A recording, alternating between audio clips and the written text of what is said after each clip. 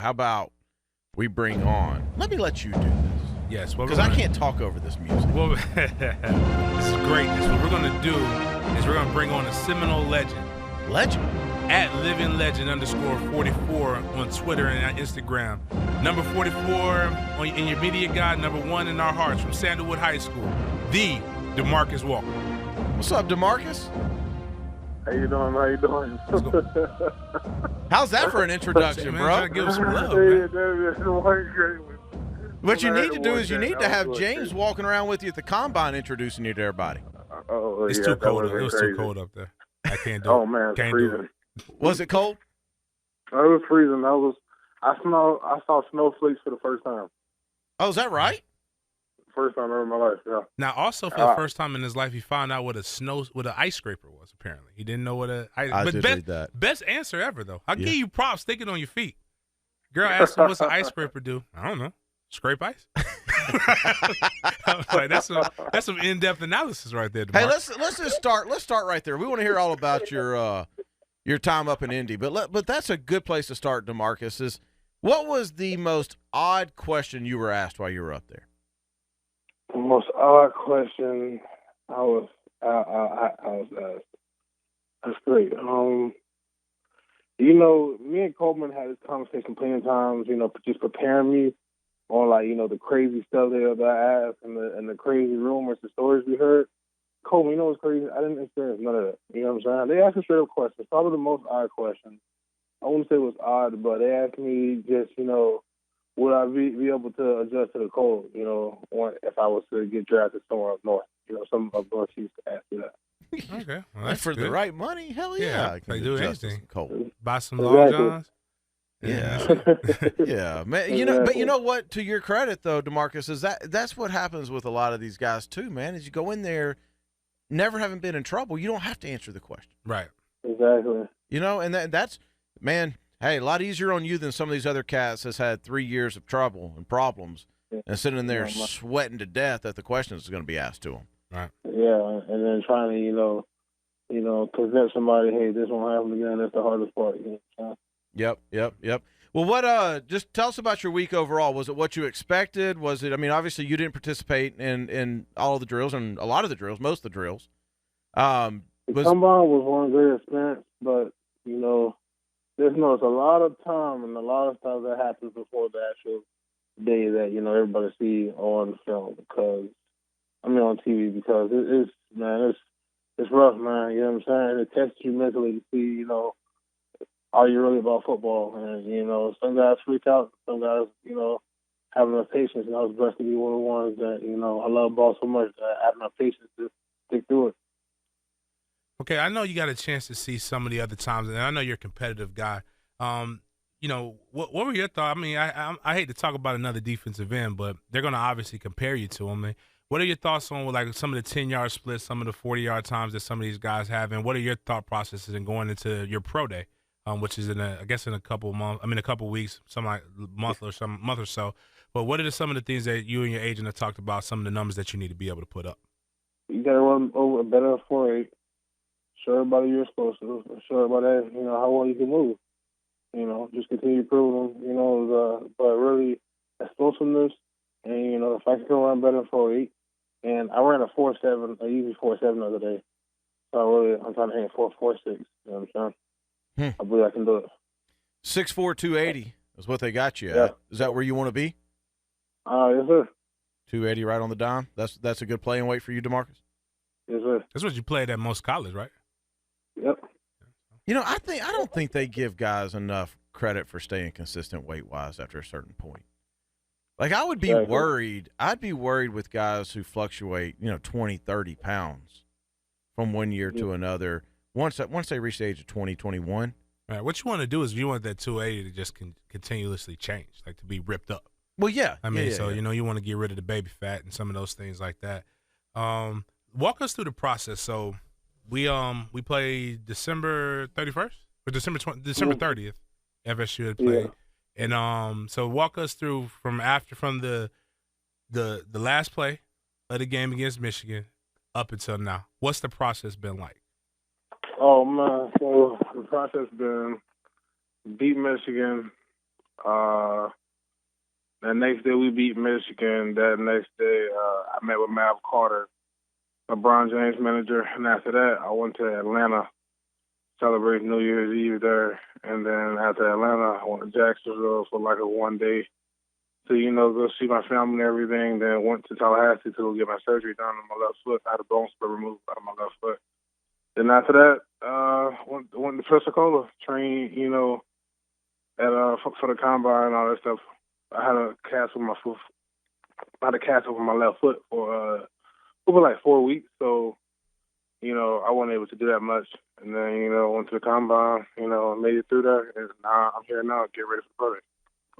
So I'm looking at NFL.com right now, and they do this little thing where they do NFL comparisons to upcoming draft prospects. Do you know who they compare you to? No, I don't. How about Mario Edwards? Really? Oh. Yeah, Mario That's Edwards. good. Yeah, didn't Mario Edwards wasn't he number one pick? No, Mario was early. Talking about Mario Williams. Oh, I'm talking about Mario Williams. Mario Yeah. Edwards is another Florida State Yeah, guy. that's right. That's right. I was getting excited there for a second. Hey, what are we doing for the draft, Marcus? What's your plans? Where are you going to be? We're going to do it somewhere in Jacksonville. Did we get an invite? Just going to put it out there. Of course, I'll get an invite. Make that a sports den. Go out there, do the show live from out there. Well, he's going to be Thursday, so that's what we're going for. Yeah. We do it anyway. Do just do a podcast. Yeah, I'm rooting for him. So I mean, I want nothing best. I want nothing but the best. Have you thought about? I know you've thought about it, but how much does that cross your mind about when you get that phone call? Right now, I'm just in the moment of just trying to prove everybody wrong. I'm not really thinking about it. I got to take it one day at a time, one step at a time. So, is that true though? Please. Come on, DeMarcus, is that true? Because I'm going to tell you the truth now. If I'm in your shoes, I'm a month away, 2 months away from getting a life-changing phone call. Ask Coleman. I'm a different breed. You know what I'm saying? I like to live in the moment. He's not lying. He ain't lying. He's not lying. He's probably his. Because I know me, I'd lie on the interview, but yeah, I mean, that's what he's working out. He's grinding. The one thing I will say about this to give props to the people out here who are wondering about the thought process of a lot of millennials and a lot of today's athletes is this young man just works hard. I met him. I want to believe the freshman year after they won the national championship, he got out there. Most guys are enjoying their spring break, going on the beach somewhere, probably drinking. I ain't gonna lie, that's what I would have done after I got done. I think I might have told you that. I told DeMarcus that. I wouldn't have been in there with me, but he's in there, listening. Actually, what impressed me is he let me talk to him a certain type of way. Because I give Florida State guys a hard time. That's my alma mater. yeah. But then what I noticed was somebody who had a desire and he worked hard. And I'm one. Like I said, I'm a huge fan, not because he's been successful. It's just I'm a huge fan because he's a local kid and he worked his ass off. And so I know I hope the Jags, figure it out. I don't know about number 4. I ain't gonna lie to you, D-Walk. That's kind of high. That'd be great if I can get him to draft you 4. You owe me something. But I definitely wouldn't mind.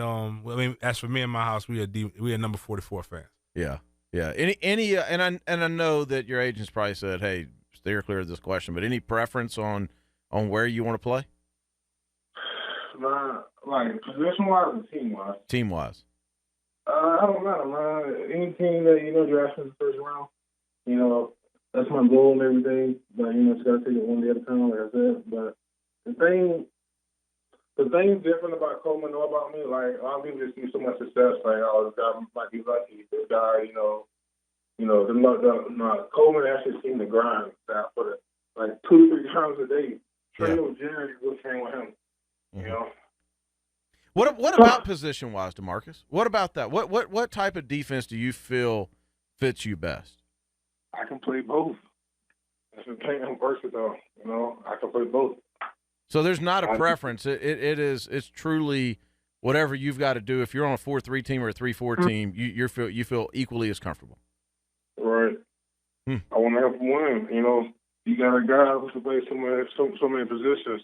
Not only I'm gonna bring production and just very dynamic, but I'm gonna save you a lot of money. You know what I'm saying? Yeah. Is that going to be a focus of the pro day? Is to show that versatility? I know that the pro day script's probably going in now.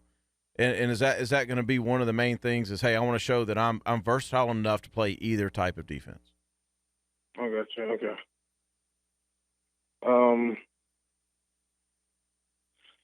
I haven't really thought into it. What's that? I said I haven't really thought into that. Yeah. When is the pro day? March 28th.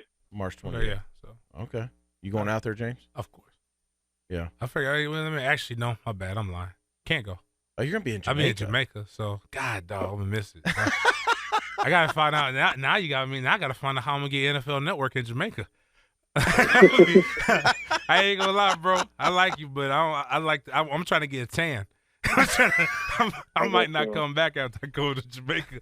But all right, so we gotta wrap this up, man. What I want you to do is because I know you're a local guy, some parents listen to us. Hopefully they didn't let their kids listen to the first part of our show, and they got more right now. Explain to a kid the future DeMarcus Walker. Talk to the future DeMarcus Walker about what he's gonna go through and how to become what the current DeMarcus Walker is like now. What you mean, like? Pretty much just say to give some words of encouragement to the youth. All right. Well, in all seriousness, like if I can make it, you can make it. Like, all you gotta do is just grind and work hard. Like, what people go wrong is when they call them the grind. They want quick results. They want fast reactions, fast attention. It doesn't work like that. Especially with something that you want to do permanently. It's going to take time. You got to be patient. And all hard work pays off.